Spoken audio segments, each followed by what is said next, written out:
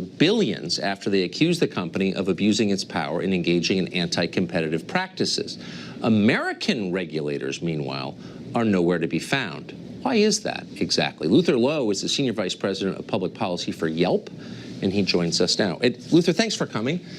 And I'm always particularly happy to talk to you since you're right in the middle of this world. You work for a big tech company. There's a really simple question. Google has a monopoly. Nobody debates that. Monopolies are supposed to be banned by U.S. law. We have a whole Congress with 535 people in it designed to protect us from monopolies, but they're not. Why? Well, I think there's political capture going on, and I think if you have a search engine that is clearly guilty of self-serving bias, and I'm not talking about the type of self-serving bias that President Trump tweeted about earlier this week. I'm talking about demonstrable, easy-to-prove bias in the most common area of what we do on Google, which is local search. This should be a slam dunk. We should be able to show consumer harm, and in fact, we have done so. You know, when a mom does a search for a pediatrician in Salt Lake City, she is basically trusting Google to match her with the best information from across the web.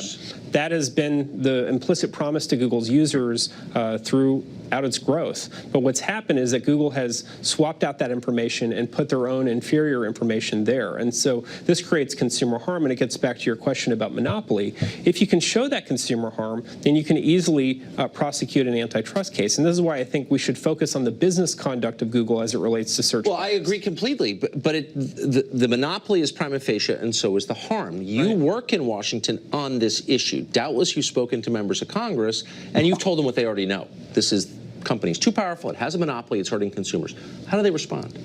I mean, I think we're starting to see the tide turn. And I was really heartened to see, for example, Senator Hatch's letter yesterday to the chairman of the Federal Trade Commission, where he basically said, listen, you know, we closed the last investigation in 2013. One expects that when you close an antitrust investigation, the market is going to be less calcified, that there are going to be, you know, the company in question is going to be less entrenched, there's going to be more startups and so forth, but we're seeing the opposite. And so maybe we should take another look at this. And so I think we're beginning to see the tide turn. Good for Senator Hatch, but I think there are 99 other guys in the same chamber. Where are they? What would be the justification quickly for not acting? I don't understand.